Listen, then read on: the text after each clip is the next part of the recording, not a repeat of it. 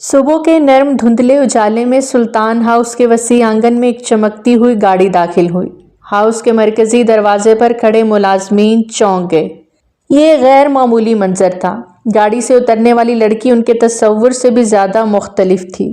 وہ ایک دلکش اور اعتماد سے بھرپور شخصیت کی حامل 18 سالہ ہانیہ عمیر تھی، جو جینز اور ایک جدید ٹاپ میں ملبوس، گلے میں ہلکا سا اسکارف اور چہرے پر مسکراہٹ کا ایسے جادو لیے ہوئے تھی جو سامنے والے کو پل میں بے بس کرتے۔ ہانیہ عمیر سلطان، جو بچپن سے کینیڈا میں پلی بڑھی تھی، آج پہلی بار سلطان ہاؤس کی دہلیز پہ قدم رکھ رہی تھی۔ سلطان ہاؤس کے کشادہ لان، بلند درخت اور قدیم طرز کے ستون اس لیے نئے تھے، لیکن اجنبیت کے باوجود اس نے مسکرا کر سب کو سلام کیا۔ ملازمین حیرت سے اسے دیکھ رہے تھے، ان کی آنکھوں میں تجسس اور ہلکا سا بے چینی کا سایہ تھا۔ دور کونے میں باسط سلطان یہ منظر دیکھ رہا تھا۔ اس کا چہرہ تنا ہوا تھا، آنکھوں میں سختی تھی۔ وہ ہمیشہ روایتی سوچ کا حامل رہا تھا اور ہانیہ کی یہ بے تکلفی اور جدید طرز اسے گوارا نہیں تھی۔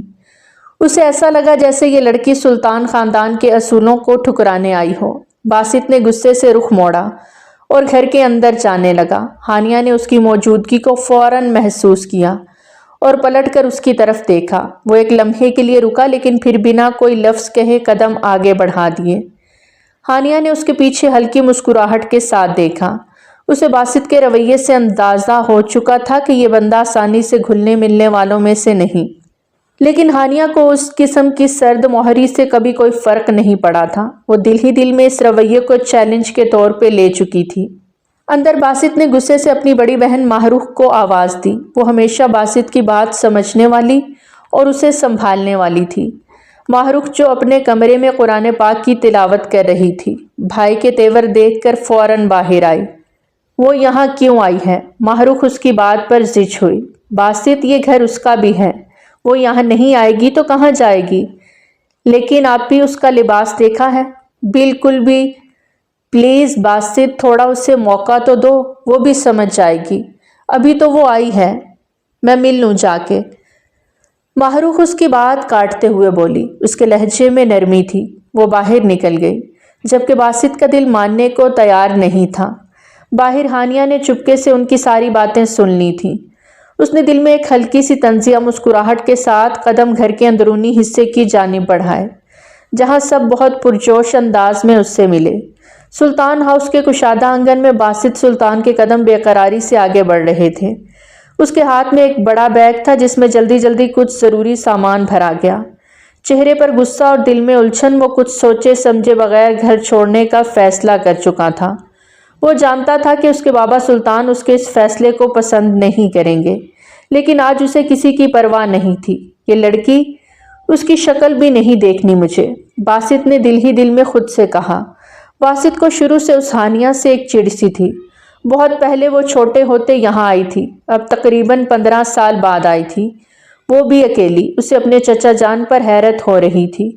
باسط اس کی موجودگی یہاں برداشت نہیں کر پا رہا تھا۔ بیگ کندھے پر لٹکایا، سامنے مرکزی دروازہ کھلا تھا اور باسط کا ارادہ تھا کہ وہ بغیر کسی سے کچھ کہے نکل جائے، لیکن جیسے ہی اس نے قدم بڑھائے، سلطان صاحب جو برآمدے میں بیٹھے تھے اپنی جگہ سے اٹھ کھڑے ہوئے۔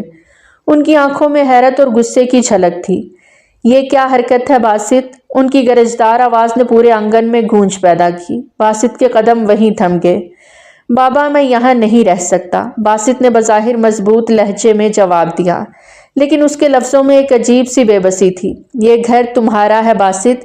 سلطان صاحب آگے بڑھے، ان کی آنکھوں میں غصے کے ساتھ ساتھ دکھ کا بھی رنگ تھا۔ تم کہاں جاؤ گے اور کیوں؟ کیا ایک مہمان کے آنے سے تمہیں گھر چھوڑنے کی ضرورت پڑ گئی ہے؟ سبھی باسط کی چڑ سے واقف تھے، لیکن باسط اتنا بڑا قدم اٹھائے گا اس کا اندازہ نہ تھا۔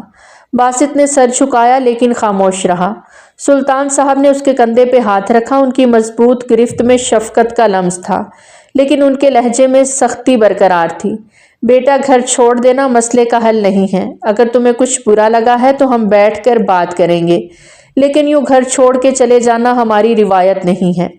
باسط نے سر اٹھایا اور اپنی بات کہنے کی کوشش کی، لیکن سلطان صاحب نے اس کے چہرے کو غور سے دیکھا ان کی سختی ایک لمحے میں نرمی میں بدل گئی۔ تم میرے بیٹے ہو باسط، اس گھر کے ستون ہو، تمہارے بغیر یہ گھر خالی ہو جائے گا۔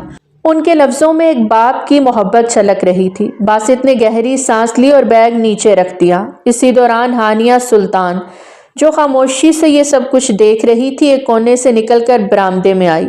اس کے چہرے پر ہلکی سی مسکراہٹ تھی، لیکن آنکھوں میں نرمی اور معصومیت چھلک رہی تھی۔ تایا جان، آپ نے مجھے یاد نہیں کیا، اس نے قریب آتے ہوئے کہا۔ سلطان صاحب نے فوراً اپنے چہرے پر مسکراہٹ سجائی اور ہانیہ کو گلے لگا لیا۔ ہانیہ، تمہارا آنا ہمارے لیے باعث مسرت ہے، یہ گھر تمہارا بھی ہے۔ باسط جو ایک طرف کھڑا تھا، یہ منظر دیکھ کر دل ہی دل میں الجھ رہا تھا۔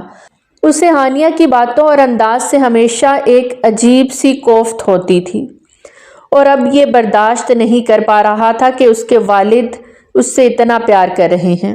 رات کو ہانیہ کے آنے کی خوشی میں سلطانہ بیگم نے خاص اہتمام کے ساتھ سب کے لیے کھانے کا بندوبست کیا۔ کھانے کی میز پر خوشبوئیں اور ایک مخصوص گرما گرمی کا ماحول تھا۔ ہانیہ کے چٹکلے اور باتیں سب کو محظوظ کر رہی تھیں، سوائے باسط کے، جو خاموشی سے کھانے پر توجہ مرکوز کیے ہوئے تھا۔ باسط بیٹا، تم بھی کچھ بولو، سلطانہ بیگم نے مسکراتے ہوئے کہا۔ ماں، کھانے کے دوران بات کرنا مجھے پسند نہیں، باسط نے مختصر جواب دیا۔ ہانیہ نے موقع کو غنیمت جانا اور شرارتی لہجے میں کہا، شاید آپ کے پسندیدہ موضوعات پر بات چیت نہیں ہو رہی باسط، ہے نا؟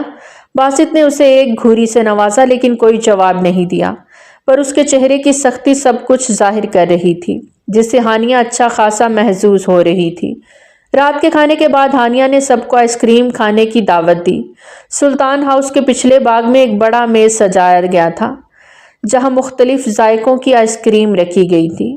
آپ کے لیے ونیلا فلیور باسط، شاید یہ آپ کے مزاج کو میٹھا کر دے، ہانیہ نے باسط کی طرف آئس کریم بڑھاتے ہوئے کہا۔ باسط نے آئس کریم لینے سے انکار کر دیا۔ مجھے آئس کریم پسند نہیں۔ ارے واہ، دنیا میں پہلی بار کوئی ایسا شخص ملا جسے آئس کریم پسند نہیں، ہانیہ نے مذاق اڑانے والے انداز میں کہا تھا۔ باسط نے اسے نظر انداز کرنے کی کوشش کی، لیکن ہانیہ مسلسل اپنی شرارتیں جاری رکھے ہوئے تھی۔ باسط، کیا آپ ہمیشہ اتنے ہی سنجیدہ رہتے ہیں یا یہ صرف میرے لیے خاص رویہ ہے؟ باسط نے غصے سے ہانیہ کی طرف دیکھا۔ ہانیہ، کیا تم ہر وقت دوسروں کو تنگ کرنا ضروری سمجھتی ہو یا خاص میرے لیے ہے یہ سب؟ دو بدو اسی کے انداز میں جواب دیا۔ ہانیہ نے ہنس کر اس کی جانب دیکھا۔ جی ہاں، یہ سب خاص طور پر ان لوگوں کے لیے ہے جو بہت زیادہ چڑچڑے ہوں۔ سلطانہ بیگم اور ماہ رخ دور سے یہ سب دیکھ کر مسکرا رہی تھیں۔ ماہ رخ آہستہ سے ماں کے قریب ہوئی۔ ماما، ہانیہ شاید وہ لڑکی ہے جو باسط کی زندگی میں کچھ رنگ بھر سکتی ہے نا؟ کیوں بابا؟ ساتھ باپ سے تصدیق بھی چاہی۔ سلطان صاحب جو قریب ہی تھے، انہوں نے گہری سانس بھری۔ دیکھتے ہیں وقت کیا فیصلہ کرتا ہے۔ باسط جو اپنی آئس کریم کی طرف دیکھ رہا تھا، دل ہی دل میں ہانیہ سے بے حد کوفت بھی محسوس کر رہا تھا، لیکن اس کے ساتھ ہی ایک عجیب سی کشش بھی اس کے دل میں جنم لے رہی تھی، جسے وہ قبول کرنے کو تیار نہیں تھا۔ صبح کے نرم سورج کی روشنی سلطان ہاؤس کے وسیع ڈرائنگ روم میں کھڑکیوں سے جھانک رہی تھی۔ میز پر ناشتے کی مہک پھیل رہی تھی، گرم پراٹھے، دیسی گھی میں تلے ہوئے آملیٹ اور ساتھ میں چائے کی بھاپ اڑاتی کیتلی۔ سلطانہ بیگم نے ہمیشہ ناشتے کو ایک بھرپور کھانے کا درجہ دیا تھا۔ ہانیہ ناشتے کی میز پر آئی تو اس کے ہاتھ میں صرف ایک گلاس جوس تھا۔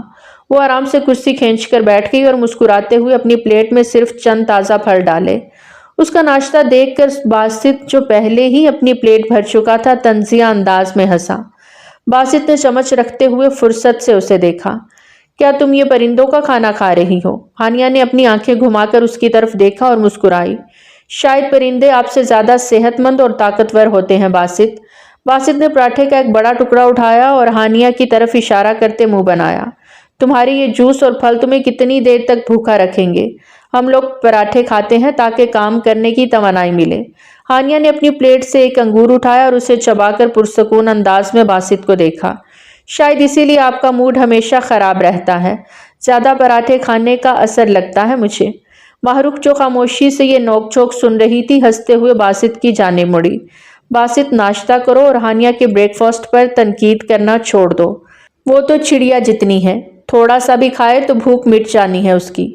بلکہ ایک کام کرو، تم ہانیہ سے کھانے پینے کی ٹپس لے لو، شاید یہ تمہارے لیے بھی فائدہ مند ہو۔ باسط نے چائے کا گھونٹ لیا اور ہانیہ کو گھورتے ہوئے ماہ رخ کی جانب مڑا۔ مجھے اپنی زندگی کے بارے میں کسی سے مشورہ لینے کی ضرورت نہیں ہے، خاص طور پر ان سے جو صرف جوس اور پھل کھا کر جیتے ہیں۔ ہانیہ نے باسط کی بات کو ہنسی میں اڑا دیا، لیکن اندر ہی اندر وہ اس کی باتوں سے چڑ چکی تھی۔ باسط نے اپنی گھڑی دیکھی اور کرسی پیچھے دھکیلتے ہوئے کھڑا ہو گیا۔ مجھے آفس کے لیے دیر ہو رہی ہے۔ باسط اپنی جگہ سے اٹھ کھڑا ہوا اور دروازے کی طرف بڑھتے ہوئے رکا۔ ہانیہ، اگر تم نے پراٹھے کھانے کا ارادہ کیا تو مجھے بتانا، میں یہ تاریخی لمحہ ضرور دیکھنا چاہوں گا۔ ہانیہ نے غصے سے انگور کا ایک ٹکڑا باسط کی طرف اچھال دیا جو سیدھا اس کی پشت سے ٹکرا گیا۔ باسط نے مڑ کر طنزیہ مسکراہٹ دی اور دہلیز پار کر گیا۔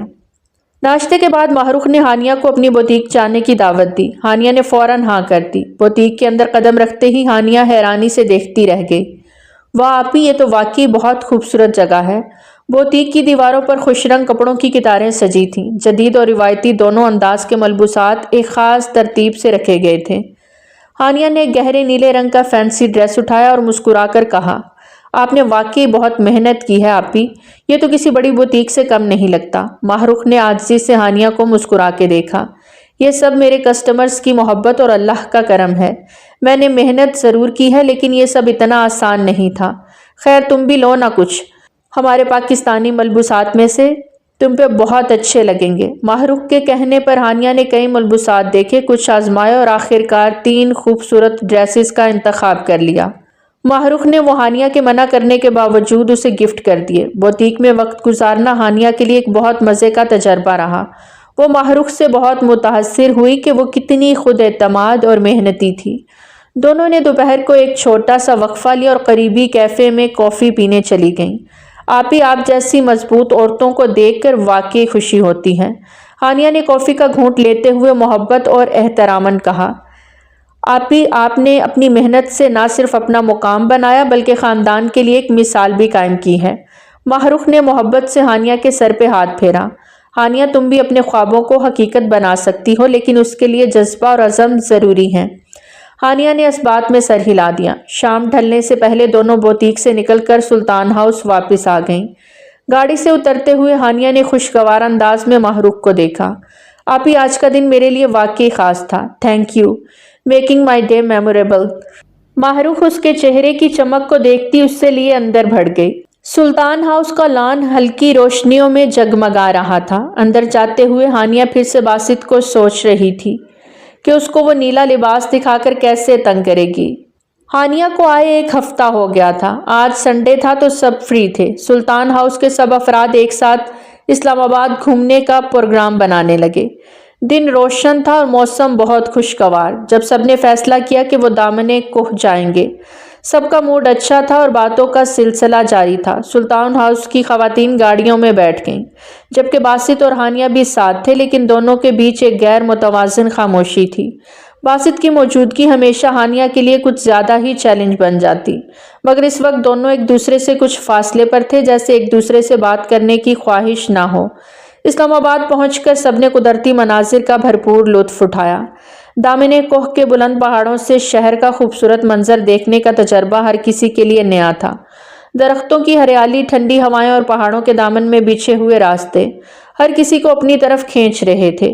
وہ سب ایک ساتھ تھے کہ ہانیہ ان سے الگ ہو گئی۔ وہ ان قدرتی مناظر میں اس قدر ڈوبی کہ ارد گرد کا ہوش ہی نہ رہا۔ باسط اسے ڈھونڈنے آیا تو اسے نظاروں سے لطف اندوز ہوتے دیکھ سر چھٹک گیا۔ اب وہاں بہت ہی کم لوگ تھے۔ کچھ دیر میں ہانیہ اور باسط ایک دوسرے سے کچھ فاصلے پر چلنے لگے کہ اچانک ہانیہ کی نظر اس پر پڑی۔ نامحسوس انداز میں ہانیہ نے آہستہ آہستہ باسط سے دور جانے کی کوشش کی، کیونکہ وہ نہیں چاہتی تھی کہ باسط کی موجودگی اس کے خوشگوار ماحول کو خراب کر دے۔ لیکن باسط کے قدم بھی اس کے پیچھے پیچھے ہی تھے۔ کہاں جا رہی ہو؟ باسط نے سوال کیا، لیکن اس کی آواز میں وہ روایتی تیزگی نہیں تھی، بلکہ ایک نرم لہجہ تھا جو ہانیہ کو کچھ عجیب محسوس ہو رہا تھا۔ ہانیہ نے سر جھکاتے ہوئے اسے دیکھا۔ بس تھوڑی سی ہوا لینے جا رہی ہوں۔ وہ اس کی بات کا جواب دے کر تیز قدموں سے آگے بڑھ گئی۔ دور جانے کے بعد ہانیہ نے ایک سنسان راستہ اختیار کیا، جہاں وہ پہاڑوں کے قریب تنہا تھی۔ اچانک ایک لڑکا ہانیہ کے قریب آیا۔ اس کی آنکھوں میں کچھ اجنبیت اور بے تکلفی تھی جو ہانیہ کے لیے غیر معمولی تھی۔ ہے بیوٹیفل، تم یہاں کیا کر رہی ہو؟ ابرار نے مسکراتے ہوئے اسے آنکھ ونگ کرتے کہا۔ اس کی آواز میں ایک بے تکلفی اور جاہلانہ انداز تھا۔ ہانیہ نے فوراً پیچھے ہٹتے ہوئے اسے گھورا۔ آپ سے مطلب؟ جائیں اپنا کام کریں۔ اس کا انداز شائستہ تھا لیکن اس کے دل میں ایک احساس عدم تحفظ پیدا ہو چکا تھا۔ ابرار کے چہرے پر ہنسی آئی اور اس نے مزید قریب آتے ہوئے اسے ڈرایا۔ کیا تم خوفزدہ ہو؟ پھر اس نے ایک قدم اور آگے بڑھا لیا۔ ہانیہ کا دل دھڑکنے لگا۔ وہ اس کے ناپسندیدہ رویے سے گھبرا رہی تھی۔ اس کی آنکھوں میں گہرا خوف تھا لیکن وہ کچھ نہیں کہہ پائی۔ اسی لمحے باسط کی نظر ہانیہ پر پڑی جو ابرار کے قریب کھڑی تھی اور کسی حد تک بے چین نظر آ رہی تھی۔ باسط کا دل زوروں سے دھڑکنے لگا۔ وہ فوراً تیز قدموں سے ان کے پاس آیا اور ابرار کے سامنے جا کھڑا ہوا۔ کیا مسئلہ ہے؟ باسط کا لہجہ سخت تھا۔ ابرار نے باسط کی طرف ایک نظر ڈالی اور پھر بے شرمی سے مسکرا دیا۔ تمہارے جیسے لوگ ہمیں کیا روکیں گے؟ اس کے لفظوں میں کچھ توہین آمیز تھا۔ باسط نے غصے سے اپنے ہاتھ کو اچانک آگے بڑھایا اور ابرار کو پیچھے پش کیا۔ دور رہ کر بات کرو ورنہ پچھتاؤ گے۔ ہانیہ اس کے پیچھے چھپ سی گئی تھی۔ ابرار کچھ لمحوں کے لیے چپ رہا لیکن پھر اس کی آنکھوں میں غصہ اور چیلنج کی جھلک نظر آئی۔ اس نے اپنا ہاتھ جیب میں ڈالا جیسے کچھ نکالنے جا رہا ہو اور باسط کی طرف قدم بڑھایا۔ تمہیں لگتا ہے تم مجھے روک پاؤ گے؟ اس لڑکی کو میرے حوالے کرو اور چلتے بنو۔ ابرار کی آواز میں دھمکی تھی۔ باسط کی آنکھوں میں سخت قہر تھا۔ اس نے فوراً ابرار کو پھر سے پیچھے دھکیل دیا۔ تمہارے جیسے چھوٹے آدمی کو پہاڑ سے نیچے دھکیلنے میں مجھے کوئی دیر نہیں لگے گی۔ باسط کا غصہ کنٹرول سے باہر ہو رہا تھا اور اس کا ذہن صرف ایک بات پر مرکوز تھا، ابرار کو یہاں سے دور کرنا۔ ہانیہ کا دل اس سچویشن میں بری طرح دھڑک رہا تھا۔ وہ خوف کے مارے کانپ رہی تھی کہ کہیں ابرار کچھ غلط نہ کر دے۔ اچانک ابرار نے اپنا ہاتھ جیب سے نکالا اور ہانیہ کے دماغ میں ایک لمحے کے لیے یہ خیال آیا کہ شاید پسٹل نکال رہا ہے اور گولی چلانے لگا ہے۔ تم کیا کر رہے ہو؟ ہانیہ نے ہڑبڑاتے ہوئے اسے دیکھا۔ اس کا جسم خوف سے ٹھنڈا پڑ رہا تھا۔ بنا کچھ سوچے سمجھے ہانیہ نے اسے زور کا پش کیا کہ وہ سیدھا کھائی میں گر گیا۔ ایک پل کو تو وہ خود بھی خوف زدہ رہ گئی۔ ہانیہ کا دل ساکت ہوا۔ باسط نے فوراً اس کا ہاتھ پکڑا اور اس کا رخ اپنی طرف موڑا۔ اونچائی سے گرتے وہ کہیں گم ہوا تھا۔ تمہیں نہیں لگتا کہ تم نے یہ غلط کیا ہے؟ اس کی بات پہ ہانیہ کا دل زوروں سے دھڑکنے لگا۔ میں کیا کرتی؟ مجھے لگا وہ گولی مار دے گا تو۔ باسط نے گہری سانس لی اور اس کا ہاتھ تھامے ہوئے کہا، چلو ہمیں یہاں سے واپس جانا چاہیے۔ دونوں خاموشی سے واپس دامن کوہ کے راستے پر چل پڑے۔ نہ ہانیہ نے مزید کچھ کہا نہ باسط نے، لیکن دونوں ہی جانتے تھے کہ آج کا واقعہ ان کے درمیان ایک غیر مرئی تعلق پیدا کر گیا ہے۔ وہ دونوں جب واپس اپنی فیملی سے ملے تو کسی نے بھی ان کے درمیان کے واقعے کے بارے میں نہیں پوچھا تھا۔ دونوں نے اس معاملے کو دل ہی دل میں دفن کر دیا کیونکہ وہ نہیں چاہتے تھے کہ کسی اور کے سامنے یہ حقیقت آئے۔ وہ جانتے تھے کہ یہ راز، یہ لمحہ ان کے درمیان ہمیشہ کے لیے چھپا ہی رہنا تھا۔ ہانیہ کے دل و دماغ میں ہی وہ واقعہ جو دامن کوہ کے پہاڑوں پر پیش آیا تھا ہانیہ کے دل پر گہرے اثرات چھوڑ گیا۔ ہر وقت اس کے ذہن میں وہ لمحے گھومتے رہتے جب ابرار دھمکیاں دے رہا تھا اور باسط غصہ کر رہا تھا۔ وہ سب اس پر چھا رہے تھے۔ ہانیہ کی آنکھوں میں خوف اور بے چینی تھی اور اس کا دل ہر وقت وہ لمحہ دہراتا رہتا۔ ہانیہ نے کئی دنوں سے باسط سے اس واقعے کا ذکر نہیں کیا تھا، مگر وہ جانتی تھی کہ اسے اب کسی سے بات کرنی چاہیے۔ ایک دن جب دونوں کا آمنا سامنا ہو گیا، ہانیہ نے اسے دور سے دیکھتے ایک گہری سانس لی اور باسط سلطان کی جانب بڑھی۔ باسط، مجھے کچھ بات کرنی ہے۔ وہ حادثہ ہماری زندگی کا سب سے بدترین حادثہ تھا۔ میں سوچ رہی تھی کہ ہمیں پولیس کو بتا دینا چاہیے۔ باسط کا چہرہ پل بھر میں کرخت ہوا۔ وہ اپنی جگہ سے اٹھ کھڑا ہوا، فوراً ہانیہ کی جانب مڑا۔ پاگل ہو گئی ہو ہانیہ، ہمیں یہ بات پولیس تک نہیں پہنچانی چاہیے۔ اس کی آواز میں سختی تھی لیکن اس کے اندر ایک عجیب سی بے چینی چھپی ہوئی تھی۔ کیوں؟ ہانیہ نے مضطرب ہوتے سوال کیا۔ وہ لڑکا ہمیں تنگ کر رہا تھا اور خود کو بچاتے وہ سب کچھ ہو گیا جو نہیں ہونا چاہیے تھا۔ مجھے لگتا ہے ہمیں پولیس کو سب بتا دینا چاہیے۔ باسط نے سر جھٹکا اور نرم نگاہوں سے اسے دیکھا۔ ہانیہ، وقت گزر گیا ہے اور اس معاملے کو نپٹا دیا۔ اب یہ تمہارے اور میرے درمیان کا راز ہے، اس سے زیادہ کچھ نہیں۔ وہ ایک لمحے کے لیے رکا، پھر دوبارہ گویا ہوا، اور پولیس کو بتانے سے شاید ہم دونوں کو مزید پریشانیوں کا سامنا کرنا پڑے گا۔ ہانیہ خاموش ہو گئی مگر اس کے دل میں سوالات کی ایک لہر اٹھ رہی تھی۔ اس کا دل چاہتا تھا کہ باسط کی باتوں میں یقین کر لے اور چپ ہو جائے، مگر وہ ڈری ہوئی تھی کہ کہیں اگر کسی کو پتہ چل گیا تو۔ باسط کی نظر میں ہانیہ کی حفاظت اور اس کا سکون سب سے اہم تھا، اور وہ جانتا تھا کہ ہانیہ نے جو کچھ کیا وہ صرف اس کے لیے ہی کیا تھا۔ اس کے دل میں بھی ایک غم اور انکہی خواہش ابھر رہی تھی۔ جب سے وہ اس لڑکی کو جاننے لگا تھا اس کے دل میں بہت کچھ بدل چکا تھا۔ باسط کبھی اپنے جذبات کا اظہار نہیں کر پاتا تھا، لیکن اس کا دل ہانیہ کے لیے عجیب سی فکر اور چاہت سے بھر چکا تھا۔ ہانیہ کو دیکھتے ہوئے باسط کو ایک عجیب سی کشمکش محسوس ہوئی۔ وہ چاہتا تھا کہ وہ ہانیہ کو اپنی جگہ کا حصہ بنا لے، لیکن پھر دل پہ پتھر باندھ گیا۔ بہت جلدی اس کے دل نے ہانیہ کا ساتھ مانگا تھا، اسے اس بات کا اندازہ بھی نہیں ہو رہا تھا۔ باسط کے دل میں ہانیہ کے لیے نرم گوشہ پیدا ہو گیا تھا۔ وہ ہانیہ کے لیے بہت خاص محسوس کر رہا تھا۔ ہانیہ کے لیے وہ وقت بھی آ گیا جب اسے اپنی چھٹیاں ختم ہوتے واپس جانا تھا۔ وہ جانتی تھی کہ اس کی زندگی دوبارہ اپنے معمولات میں واپس آ جائے گی اور وہ سب سے دور ہو کر اپنے ملک میں واپس بس جائے گی، لیکن اس فیصلے میں ایک درد چھپا ہوا تھا جو اسے خود بھی محسوس نہیں ہو رہا تھا۔ صبح کا وقت تھا جب ہانیہ کے واپس جانے کا سب کو پتہ چلا۔ سلطان ہاؤس کے تمام افراد اس کے جانے پر افسردہ تھے، لیکن ان کے درمیان کسی نے بھی یہ نہیں کہا کہ وہ اس کو روکیں، کیونکہ اب اس نے جانا ہی تھا۔ سب کو خدا حافظ کہتے ہانیہ اپنا سامان لیے دروازے کی طرف بڑھ رہی تھی۔ باسط ایک کمرے میں کھڑا تھا اور اس کی نظر ہانیہ پر تھی۔ دل میں ایک بے چینی تھی، بے قراری سی محسوس ہو رہی تھی، ایک عجیب سا غم جو اسے کچھ سمجھ نہیں آ رہا تھا۔ باسط کا دل چاہتا تھا کہ وہ ہانیہ کو روک لے اور اسے بتا دے کہ اس کے جانے سے سب کچھ بدل جائے گا، لیکن وہ نہیں جانتا تھا کہ اسے کس رشتے سے روکنے کی کوشش کرے۔ ہانیہ نے جب دروازے کے قریب پہنچ کر پلٹ کر دیکھا تو نظر باسط پر جا ٹھہری۔ آنکھوں سے آنسو بہتے کہ وہ سر جھکا گئی۔ باسط کا دل زوروں سے دھڑکا۔ وہ بس اتنا چاہتا تھا کہ وہ ہانیہ کو کہے رک جاؤ، کہیں نہ جاؤ، میں تمہارے بغیر کیسے رہوں گا، مجھے تمہاری عادت ہو گئی ہے۔ سچ کہوں عادتیں محبتوں سے زیادہ خطرناک ہوتی ہیں۔ وہ بس سوچتا رہا لیکن اس کے منہ سے کچھ نہ نکلا اور وہ خاموشی سے کھڑا رہا۔ ہانیہ نے ایک آخری بار پیچھے مڑ کر باسط کو دیکھا۔ اس کی آنکھوں میں ایک خاموش سوال تھا، لیکن وہ اسے دیکھ کر کچھ نہ کہہ سکی۔ دونوں کے درمیان ایک غیر ظاہر شدہ فاصلے کی سی دیوار کھڑی ہو گئی۔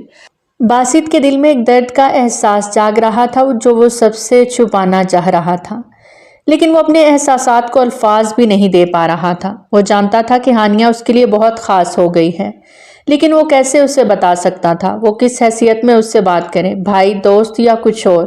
ہانیہ کی روانگی کے بعد باسط نے کئی دنوں تک خود کو محض اس کی یادوں سے دور کرنے کے لیے آفس کے کاموں میں مصروف رکھا۔ وہ چاہتا تھا کہ اس کا ذہن اس سوچ سے آزاد ہو جائے، مگر یہ بے چین خیالات اسے چین سے نہیں بیٹھنے دے رہے تھے، مزید بے قرار کر رہے تھے، کیونکہ جاتے جاتے وہ باسط کا دل بھی ساتھ ہی لے گئی تھی۔ ہانیہ کے جانے کے بعد باسط کی زندگی ایک عجیب سی اداسی میں ڈھل گئی تھی۔ وہ گھر میں موجود تو تھا لیکن اس کی موجودگی جیسے غیر مرئی پردے کے پیچھے چھپ گئی تھی۔ ہانیہ کی چہک، اس کی نوک جھونک اور وہ بے ساختہ مسکراہٹیں باسط کے دل میں بار بار گونجتی تھیں، لیکن یہ احساسات دبے رہے کیونکہ باسط کے لیے جذبات کا اظہار ہمیشہ مشکل رہا۔ اسی دوران سلطان ہاؤس میں ایک نئی گہما گہمی کا آغاز ہو چکا تھا۔ ماہ رخ کی شادی کی تیاریاں شروع ہو گئیں۔ ماہ رخ کا نکاح اس کے ماموں کے بیٹے ارمان کے ساتھ طے ہوا تھا، جو سب کے دل کے قریب تھا۔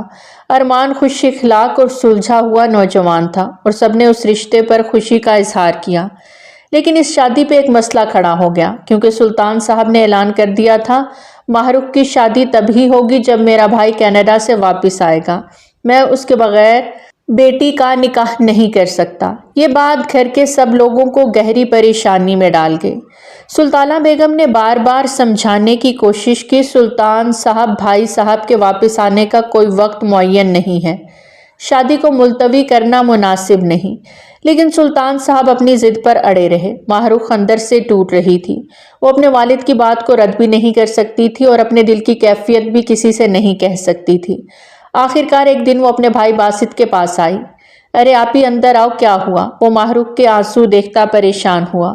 ماہ رخ پہلے کچھ دیر چپ رہی اور پھر آنکھوں میں آنسو لیے بولی، بھائی کو دیکھا باسط مجھے نہیں پتا کہ میں کیا کروں۔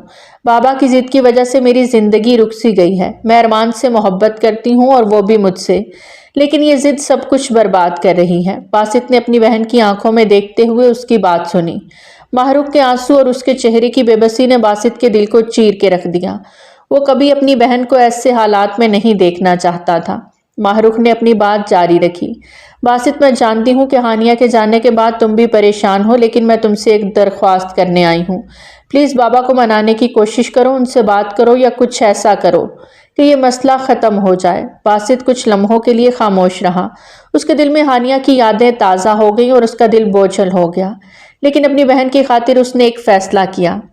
آپ پریشان نہ ہو، میں کچھ نہ کچھ ضرور کروں گا۔ اگر بابا کی خوشی ان کے بھائی کے آنے میں ہے تو میں خود کینیڈا جاؤں گا اور انہیں لے کر آؤں گا۔ ماہ رخ نے حیرانی اور خوشی کے ملے جلے جذبات سے اپنے بھائی کو دیکھا۔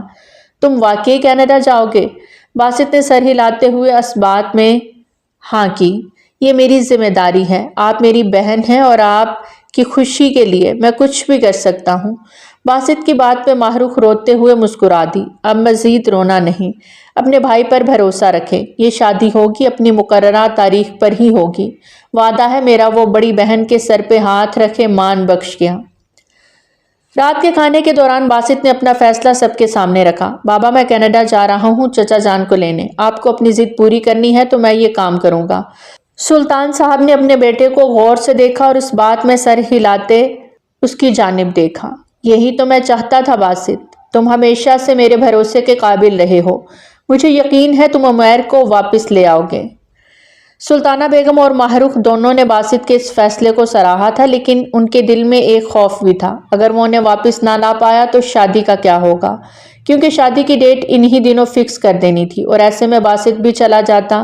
ماہ رخ اداس ہو رہی تھی۔ اب یہ اداسی اتار پھینکے، جلد ہی عمیر چاچو اور ان کی فیملی یہاں ہمارے ساتھ ہوں گے۔ باسط نے ماہ رخ کے آنسو پونچھے۔ تم وعدہ کرو جلدی آؤ گے، مجھے اپنا بھائی بھی چاہیے۔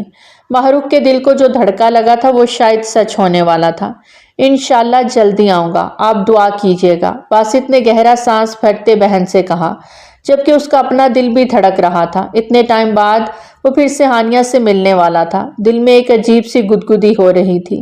سب سے ملتا، دعائیں لیتا، وہ پاکستان کے ایئرپورٹ سے کینیڈا کے لیے اڑان بھر چکا تھا، اس عزم کے ساتھ کہ وہ اپنے بابا کی خواہش ضرور پوری کرے گا۔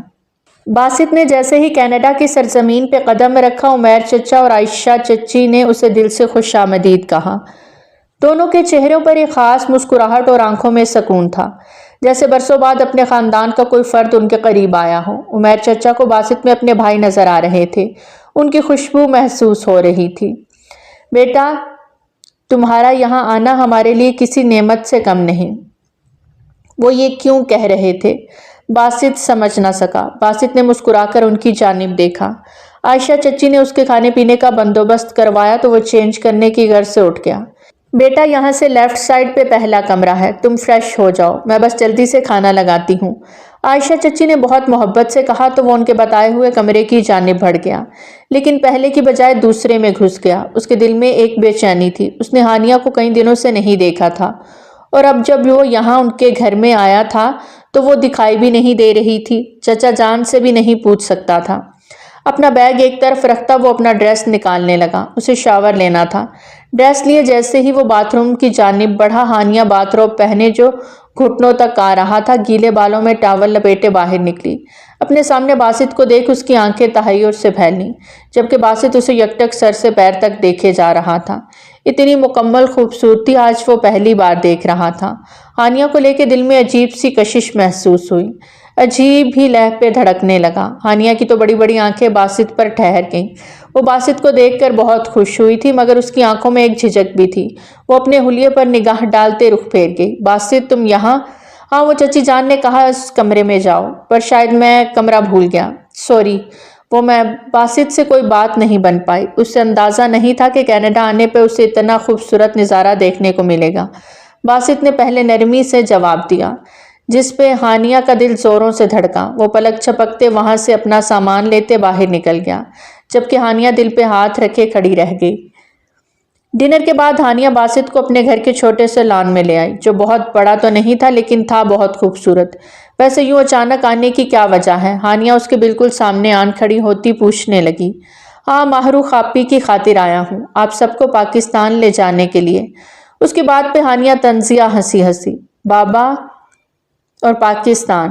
ناممکن۔ اس کی بات پہ باسط کے ماتھے پہ بل پڑے تو وہ اسے دیکھ اس کے قریب آئی۔ بابا کو کینیڈا سے اتنی محبت ہے جتنی ایک بچے کو اپنی ماں سے۔ بہت مشکل ٹاسک چنا ہے باسط سلطان آپ نے۔ چلو دیکھتے ہیں۔ باسط نے اسے چیلنج کے طور پہ ایکسیپٹ کر لیا۔ رات کی تاریکی بڑھتی جا رہی تھی، وہ اسے لیے اندر واپس آ گیا۔ عمیر چچا نے باسط کے آنے کی خوشی میں ایک چھوٹی سی دعوت رکھی۔ ہانیہ باسط کے آنے سے بہت زیادہ خوش تھی، لیکن جیسے جیسے وقت گزرا باسط نے محسوس کیا کہ چچا جان اور چچی جان کے چہروں پر ایک چھپی ہوئی فکر ہے۔ وہ اکثر کسی گہری سوچ میں ڈوبے رہتے۔ اس نے چچا جان سے پاکستان جانے کی بات کی تو وہ ٹال گئے، تو وہ چپ سا ہو گیا۔ اور پھر ایک رات عمیر چچا نے باسط کو اکیلے اسٹڈی روم میں بلایا۔ اسٹڈی روم کی روشنی دھیمی تھی اور چچا جان کے چہرے پر پریشانی کے آثار نمایاں تھے۔ باسط میں تم سے ایک بات کرنا چاہتا ہوں، لیکن وعدہ کرو کہ تم اسے سمجھداری سے لوگے۔ باسط نے احتراماً ان کی جانب دیکھا۔ چچا جان آپ بے فکر ہو کر بات کریں، میں آپ کی بات سمجھنے کی کوشش کروں گا۔ عمیر چچا نے گہری سانس لی اور پھر وہ اپنے دل میں چھپے راز کو کھولنے لگے۔ چند سال پہلے میں نے اپنے بزنس پارٹنر کے ساتھ ایک بڑا پروجیکٹ شروع کیا تھا۔ سب کچھ اچھا چل رہا تھا، لیکن حال ہی میں وہ پروجیکٹ بری طرح ناکام ہو گیا۔ ہم نے جو بھی سرمایہ لگایا تھا وہ ڈوب گیا۔ باسط نے حیرانی سے انہیں دیکھا۔ یہ تو بہت بڑا نقصان ہے چچا جان، لیکن آپ اتنے پریشان کیوں ہیں؟ عمیر چچا نے کچھ توقف کے بعد پھر سے بولنا چاہا۔ میرا بزنس پارٹنر اب اپنے نقصان کی رقم واپس چاہتا ہے۔ اگر میں اسے رقم نہیں دے سکا تو وہ مجھے جیل بھجوا دے گا۔ یہ بات سن کر باسط نے لب بھینچے۔ چچا جان یہ تو بہت بڑا مسئلہ ہے، کیا کوئی اور راستہ نہیں؟ کہ عمیر چچا نے افسردگی سے اسے دیکھا۔ ایک راستہ ہے، لیکن وہ انتہائی گھٹیا ہے۔ کیسا راستہ چچا جان؟ باسط کے ماتھے پر بل پڑے۔ اس نے کہا کہ اگر میں ہانیہ کی شادی اس کے ساتھ کر دوں تو وہ قرض معاف کر دے گا۔ یہ سنتے ہی باسط کا خون کھول اٹھا۔ یہ کس قسم کی بات ہے چچا جان؟ آپ ہانیہ کو کیسے کسی کے حوالے کر سکتے ہیں؟ عمیر چچا نے بے بسی سے اسے دیکھا۔ میں جانتا ہوں باسط، لیکن میں کیا کروں؟ میرے پاس کوئی راستہ نہیں۔ یا تو میں اپنی عزت کھو دوں یا جیل چلا جاؤں یا ہانیہ کو قربان کر دوں۔ اس شخص نے کوئی اور راستہ نہیں چھوڑا۔ وہ بے بسی کی انتہا پر تھے۔ باسط اپنی مٹھیاں بھینچتا رہ گیا۔ اسے اپنے چچا جان سے اس قدر بزدلی کی امید نہیں تھی کہ بیٹی کو دینے کا بھی سوچ رکھا تھا۔ اس رات باسط سو نہیں پایا۔ وہ ہانیہ کے معصوم چہرے کو بار بار اپنی آنکھوں کے سامنے لاتا رہا۔ اس کے دل میں ایک طوفان برپا تھا۔ کیا وہ ہانیہ کو اس آزمائش سے بچا سکتا ہے؟ کیا وہ اسے ایسے لوگوں کے ہاتھوں قربان ہونے دے سکتا ہے؟ صبح ہوئی تو باسط چچا جان کے پاس جا پہنچا۔ چچا جان آپ فکر نہ کریں، میں ہانیہ کو کسی بھی قیمت پر اس آزمائش کا شکار نہیں ہونے دوں گا، لیکن مجھے کچھ وقت دیں تاکہ میں کوئی راستہ نکال سکوں۔ عمیر چچا نے اس کی بات پر اعتماد کرتے ہوئے اس بات میں سر ہلا دیا۔ باسط تمہارا ساتھ میرے لیے امید کی کرن ہے۔ ہانیہ اس سارے معاملے سے بے خبر تھی۔ وہ باسط کے رویے میں آنے والی سنجیدگی کو محسوس کر رہی تھی، لیکن وہ کچھ سمجھ نہیں پا رہی تھی۔ وہ کئی بار باسط سے بات کرنے کی کوشش کرتی، لیکن وہ ہر بار بات ٹال دیتا۔ لیکن ایک دن ہانیہ سیدھا اس کے روم میں جا پہنچی تو وہ لیپ ٹاپ پہ کوئی کام کر رہا تھا۔ ہانیہ نے دانت کچکچائے۔ جب سے آیا تھا لیپ ٹاپ پہ ہی کچھ نہ کچھ کرتا رہتا تھا۔ کہاں بزی ہو باسط؟ آخرکار زچ آتے پوچھ ہی لیا۔ باسط نے ایک نظر اسے دیکھا لیکن خاموش رہا۔ تم اتنے خاموش کیوں ہو؟ آپ پہلے تو ایسے نہیں تھے۔ باسط نے نظریں چرا کر لیپ ٹاپ بند کیا۔ ہانیہ کچھ ایسی باتیں ہوتی ہیں جنہیں وقت پر ہی سمجھایا جا سکتا ہے۔ وہ اٹھا تھا کہ ہانیہ نے اس کا ہاتھ تھام لیا۔ تم اب مجھ سے لڑتے بھی نہیں باسط۔ آئی مس پرانے والا باسط۔ یہ نیا باسط مجھے بالکل اچھا نہیں لگ رہا۔ وہ اتنے جذب کے عالم میں بولی کہ باسط کو خود پہ کنٹرول کرنا مشکل ہونے لگا۔ دھیرے سے اپنا ہاتھ چھڑایا۔ ہانیہ سب ٹھیک ہے، خواہ مخواہ پریشان نہیں ہو۔ یہ سب باسط کے لیے کڑی آزمائش تھی۔ باسط کے سامنے ایک بہت بڑا امتحان تھا، اسے اپنی بہن ماہروخ کی خوشیوں کے لیے چچا جان کو واپس لانا تھا، لیکن ہانیہ کو اس آزمائش سے بھی بچانا تھا۔ باسط کینیڈا میں ایک عجیب دوراہے پہ کھڑا تھا۔ ایک طرف چچا جان کا مسئلہ تھا تو دوسری طرف پاکستان سے ماہروخ کی کال آئی۔ اس کی آواز میں جو بے بسی تھی وہ باسط کو مزید الجھا رہی تھی۔ بھائی، بابا کی ضد اور ارمان کی ناراضی مجھے اندر سے کھائے جا رہی ہیں۔ میں نہیں جانتی کہ کیا ہوگا۔ بابا کہتے ہیں کہ شادی تب ہوگی جب چچا واپس آئیں گے، اور ارمان کی ایک ضد، ایک شادی اس ماہ میں نہیں ہوئی تو وہ ملک چھوڑ کے چلا جائے گا اور کبھی واپس نہیں آئے گا۔ باسط کچھ کرو ورنہ سب کچھ ختم ہو جائے گا۔ وہ رو پڑی تھی۔ باسط کے دل میں ایک طوفان برپا ہو گیا۔ اس کی بہن کی خوشی اور اس کے چچا کا مسئلہ دونوں اس کے سامنے کھڑے تھے، لیکن ایک بات واضح تھی، وہ دونوں معاملات کو چھوڑ کر واپس نہیں جا سکتا تھا۔ باسط نے ماہروخ کو تسلی دیتے کال بند کر دی اور سیدھا اپنے چچا جان کے پاس جا پہنچا۔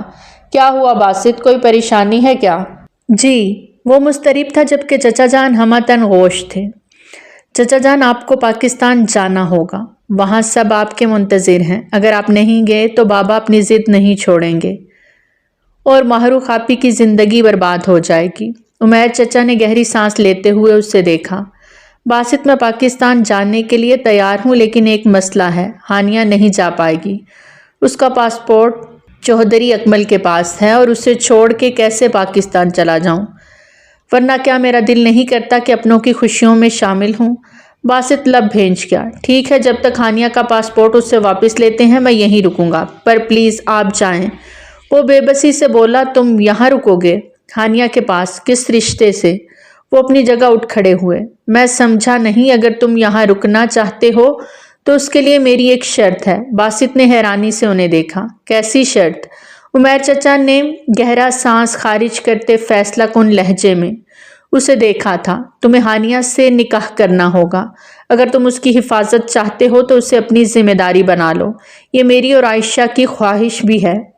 ان کی بات سن کر باسط کے دل میں ایک لمحے کے لیے سکون اور اضطراب دونوں آ گئے۔ وہ ہانیہ کو ہمیشہ اپنے قریب رکھنا چاہتا تھا، لیکن اس طرح کے حالات میں نکاح کرنے کا تصور اس کے لیے مشکل تھا۔ مگر ماہروخ کی خوشی اور چچا جان کی مدد کا خیال اسے خاموش کر گیا۔ ٹھیک ہے چچا جان، میں آپ کی بات مانتا ہوں۔ عمیر اور عائشہ نے شکر گزار نظروں سے باسط کو دیکھا اور پھر بہت ہی سادگی سے باسط اور ہانیہ کا نکاح ہو گیا۔ ہانیہ تو اس کایا پلٹ پر حیران در حیران تھی۔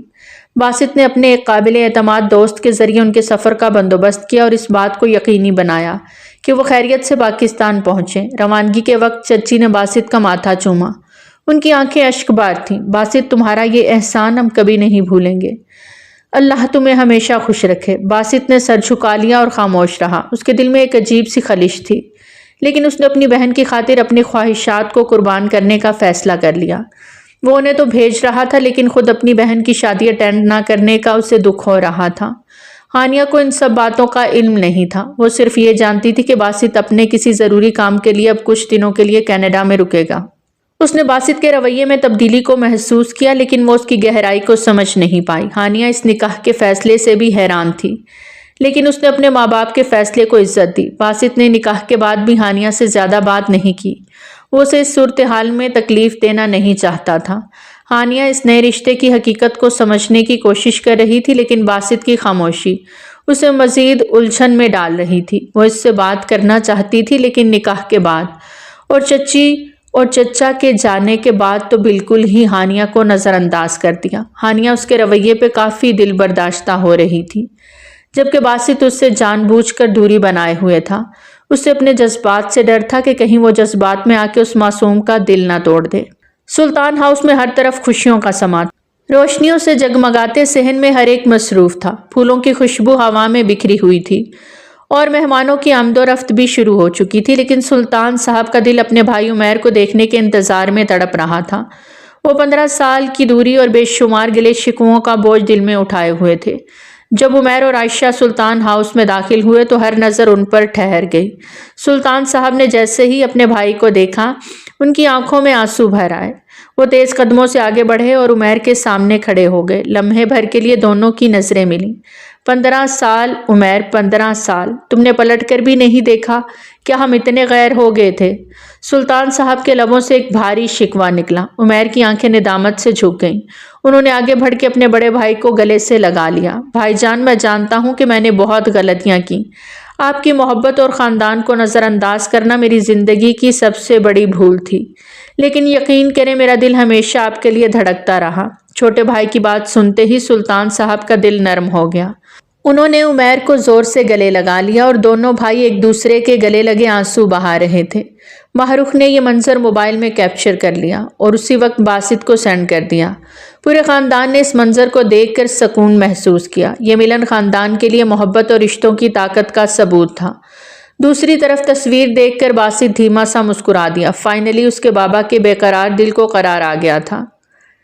ماہ رخ اپنی شادی کی تیاریوں میں مصروف تھی، لیکن اس کا دل اپنے بھائی باسط کے بغیر ادھورا تھا۔ اس نے کئی بار باسط کو فون کیا، لیکن وہ جواب دینے سے کتراتا رہا۔ آخر کار اس نے دوبارہ کال کی اور باسط نے فون اٹھایا۔ باسط، تم کیوں نہیں آئے؟ جانتے ہو کہ میری خوشی تمہارے بنا مکمل نہیں۔ ماہ رخ کی آواز میں بے بسی اور دکھ چھلک رہا تھا۔ باسط نے گہری سانس لی۔ آپی، میں جانتا ہوں کہ آپ کو میری ضرورت ہے، لیکن بابا کی شرط پوری کرنا میری اولین ذمہ داری تھی۔ میں نے آپ کی خوشی کی خاطر اپنا بھائی ہونے کا فرض نبھایا۔ میری دعائیں ہمیشہ آپ کے ساتھ ہیں۔ ماہ رخ نے روتے ہوئے اس کی بات سنی۔ باسط، کیا تم واپس نہیں آ سکتے؟ وہاں کا کام سب کچھ مجھ سے زیادہ اہم ہے کیا؟ اس کی بات پہ باسط کی آنکھیں نم ہو گئیں، لیکن اس نے اپنے جذبات چھپا لیے۔ ماہ رخ، آپی، آپ کی خوشی میری سب سے بڑی خوشی ہے۔ اگر میں وہاں نہیں ہوں تو اس کا مطلب یہ نہیں کہ میں آپ کے ساتھ نہیں۔ آپ کو ہمیشہ خوش دیکھنا میری زندگی کا مقصد ہے۔ اپنا خیال رکھیں، اور جب دلہن بنے تو پکچر ضرور بھیجنا، اپنی بھی اور ارمان بھائی کی بھی۔ وہ نم آنکھوں سے مسکراتا کال کاٹ گیا۔ فون بند کرتے ہی باسط کی آنکھوں میں آنسو بھر آئے۔ وہ صوفے پر بیٹھا اپنی سوچوں میں گم تھا۔ اس کے دل میں اپنی بہن کے لیے محبت اور اپنی مجبوریاں آپس میں ٹکرا رہی تھیں۔ ہانیہ نے باسط کو اس حالت میں دیکھا تو وہ خاموشی سے اس کے قریب آ گئی۔ اس نے ایک کپ چائے باسط کے سامنے رکھا اور اس کی جانب محبت سے دیکھا۔ سب ٹھیک ہو جائے گا باسط، خود کو اتنا ملامت نہ کریں۔ آج آپ کے دکھ کی وجہ میں ہوں، میری وجہ سے تمہیں یہاں رکنا پڑا۔ باسط نے سر اٹھا کر ہانیہ کو دیکھا۔ اس کی آنکھوں میں دکھ اور بے بسی تھی۔ ہانیہ، کیا تم جانتی ہو؟ باسط کو حیرت ہوئی کہ جو سچائی ہانیہ سے چھپائی ہوئی تھی، اس کا علم ہانیہ کو کیسے ہوا؟ ہاں جانتی ہوں، اسی گھر میں رہتی ہوں، آنکھیں اور کان بھی رکھتی ہوں۔ تمہیں جانا چاہیے تھا باسط۔ ماہ رخ آپی کی شادی ہے اور ان کا اکلوتا بھائی ہی نہیں وہاں۔ اس کی باتیں سنتا وہ پھیکا سا مسکرایا۔ ہانیہ، جانتی ہو میری آپی ہی میرے لیے سب کچھ ہیں، انہی کی خاطر میں یہاں آیا، چچا جان کو پاکستان بھیجا اور خود۔ باسط، آئی ایم سوری، میں نے کبھی نہیں چاہا تھا کہ تم اپنوں سے دور ہو۔ وہ بری طرح رو دی۔ باسط اچانک اسے روتا دیکھ چائے کا کپ ایک طرف رکھتے اس کے بہت قریب ہوتے بیٹھا، اسے اپنے سینے سے لگا گیا۔ پاگل ہو گئی ہو، خود کو کیوں قصوروار سمجھ رہی ہو؟ میں نے یہ فیصلہ اپنی مرضی سے کیا تھا۔ تم ایسے تو مت رو یار، تمہارے آنسو مجھے ہرٹ کرتے ہیں۔ وہ اس کے گانوں سے آنسو پونچھتے محبت سے بولا۔ تم بہت خاص ہو باسط۔ ہانیہ نے مسکراتے ہوئے اسے دیکھا۔ اچھا، وہ کیسے؟ صوفے سے ٹیک لگائے اسے اپنے سینے سے لگائے وہ مطمئن انداز میں بیٹھا پوری توجہ سے اپنی منکوہہ کو دیکھ رہا تھا۔ جو انسان اپنی بہن اور بابا کی خوشیوں کے لیے اپنی خوشیاں قربان کر سکتا ہے وہ بہت خاص ہوتا ہے۔ اس کی بات سن کر باسط کے دل کو کچھ الگ سا سکون ملا۔ اس نے پہلی بار محسوس کیا کہ ہانیہ کے لیے صرف اس کی فیلنگز نہیں بدلی تھیں، ہانیہ کے دل میں بھی وہ دستک دے چکا تھا۔ اپنے اندر کے بے لگام ہوتے جذبات پہ بند باندھتا وہ اٹھنے لگا۔ کہاں جا رہے ہو؟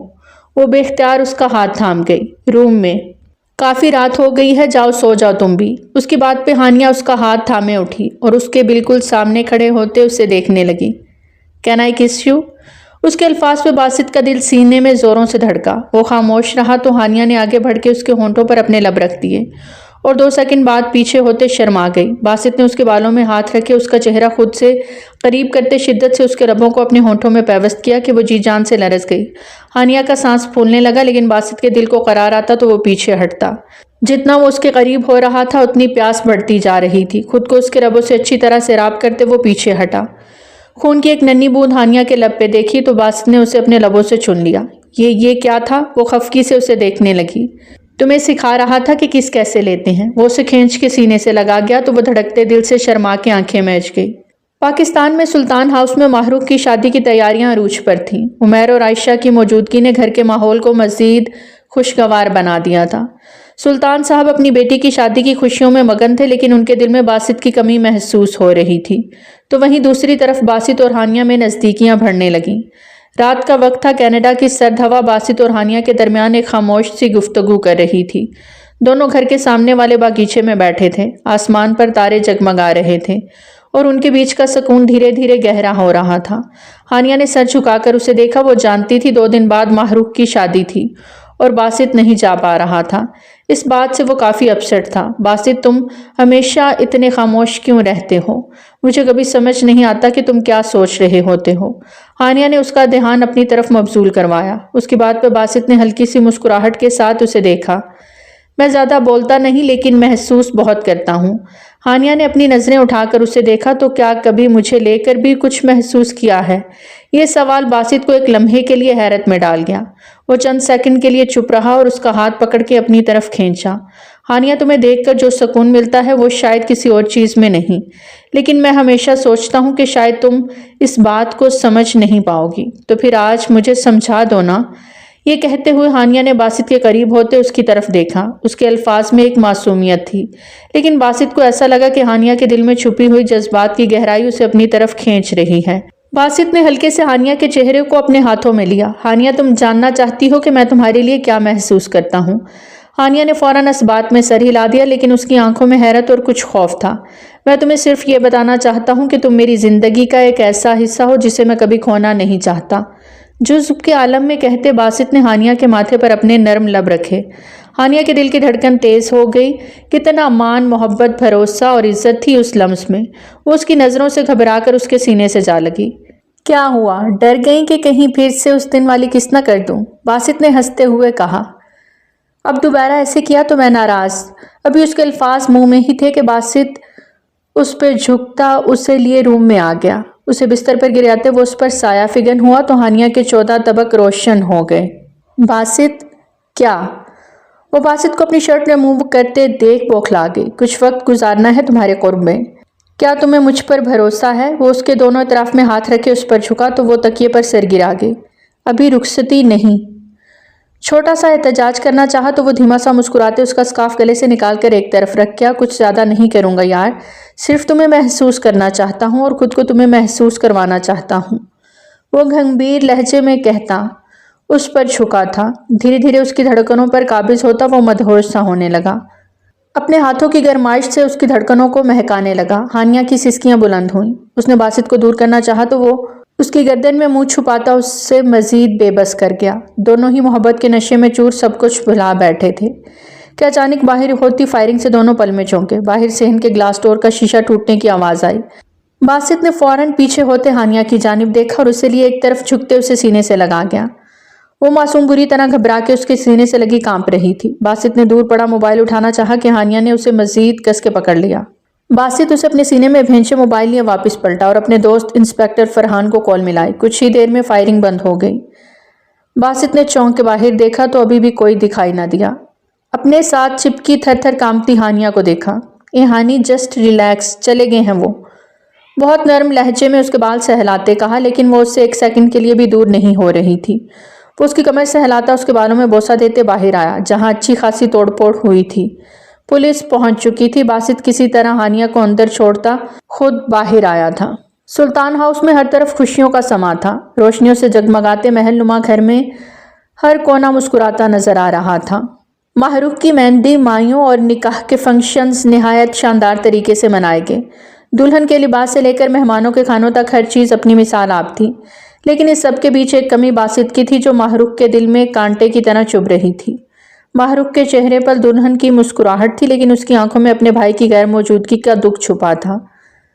جب اس کی رخصتی کا وقت آیا تو وہ سلطان صاحب کے گلے لگ کر رونے لگی۔ بابا، مجھے یہ خوشی بھی بھائی کے بغیر ملی، آپ نے اسے آنے کیوں نہیں دیا؟ سلطان صاحب کی آنکھیں بھی نم تھیں۔ وہ خود باسط کی غیر موجودگی سے دل گرفتہ تھے، لیکن انہوں نے دل کو تسلی دی اور ماہ رخ کو پیار سے رخصت کیا۔ ماہ رخ کی رخصتی کے بعد سلطان صاحب اور عمیر بیٹھے باتیں کر رہے تھے۔ ماحول بہت پرسکون تھا، لیکن سلطان صاحب کے دل میں ایک سوال بار بار اٹھ رہا تھا۔ انہوں نے عمیر کی جانب دیکھا۔ تمہارے آنے سے دل کو سکون تو ملا ہے عمیر، لیکن مجھے یہ بتاؤ کہ باسط کیوں نہیں آیا؟ وہ بھی تو آ سکتا تھا نا۔ ہانیہ بھی نہیں آئی، مجھے تم نے ساری بات بھی نہیں بتائی، آخر ہوا کیا ہے؟ عمیر نے تھوڑی ہچکچاہٹ کے بعد ساری حقیقت بھائی کو بتا دی۔ سلطان صاحب تو گنگ ہی رہ گئے۔ بھائی جان، باسط نے ہماری خاطر بہت بڑی قربانی دی ہے۔ اس نے نہ صرف ہانیہ سے نکاح کے لیے حامی بھری بلکہ ہمیں اس مشکل سے نکالا جس میں ہم پھنسے ہوئے تھے۔ وہ اپنی بہن کی شادی کے لیے سب کچھ کرنا چاہتا تھا، لیکن ہماری وجہ سے خود کو روک لیا۔ یہ سن کر سلطان صاحب کا دل بھر آیا، ان کی آنکھوں میں آنسو تھے لیکن ان کے لبوں پر فخریہ مسکراہٹ تھی۔ میرا بیٹا واقعی میرا فخر ہے، اس نے اپنے ہر رشتے کو نبھایا ہے، چاہے اس کے لیے اسے اپنی خوشیوں کی قربانی ہی کیوں نہ دینی پڑی ہو۔ وہ بہت مضبوط اعصاب کا مالک ہے۔ سلطان صاحب نم آنکھوں سے مسکرا دیے۔ کینیڈا میں باسط مسلسل اپنے چچا کے بزنس پارٹنر کے بارے میں معلومات اکٹھی کر رہا تھا۔ اس نے ایک نجی تفتیش کار کی مدد لی اور آخرکار اسے ایک دھچکا دینے والی حقیقت کا سامنا کرنا پڑا۔ وہ بزنس پارٹنر کوئی اور نہیں بلکہ اسی لڑکے کا بھائی تھا جسے ہانیہ نے دامن کوہ میں پہاڑ سے دھکا دیا تھا۔ یہ انکشاف باسط کو اندر تک ہلا گیا۔ وہ ماضی کے ان لمحوں کو یاد کرنے لگا جب ہانیہ نے اسے بتایا تھا کہ وہ شخص بدتمیزی کر رہا تھا، لیکن اب حقیقت جان کر باسط کا دل الجھن اور دکھ سے بھر گیا تھا۔ یہ سب کیسے ممکن ہے؟ باسط نے خود سے کہا۔ وہ شخص وہاں اکیلا نہیں تھا، اس کے دوست بھی تھے اور یقیناً ان میں سے کسی نے چوہدری دلاور کو بتایا ہوگا کہ ہانیہ نے اس کے بھائی ابرار کو دھکا دیا ہے۔ باسط کی الجھن مزید بڑھ گئی تھی۔ باسط اپنے کمرے میں بے چینی سے ٹہل رہا تھا۔ اس کے دل میں سوالات کا طوفان اٹھ رہا تھا۔ وہ ہانیہ کو الزام دینا نہیں چاہتا تھا لیکن خود بری طرح الجھ گیا تھا۔ ہانیہ نے باسط کو اس حال میں دیکھا تو وہ پریشان ہو گئی۔ وہ آہستہ سے باسط کے قریب آئی۔ تم ٹھیک ہو نا؟ کچھ دنوں سے بہت الجھے ہوئے لگ رہے ہو۔ باسط نے اسے دیکھا لیکن اس کے چہرے پر ایک سرد سا تاثر تھا۔ ہانیہ، کیا تمہیں وہ دن یاد ہے جب دامن کوہ میں وہ حادثہ ہوا تھا؟ ہانیہ کا چہرہ ایک دم پیلا پڑ گیا۔ ہاں، لیکن کیوں؟ باسط نے گہری سانس لیتے ہوئے کہا۔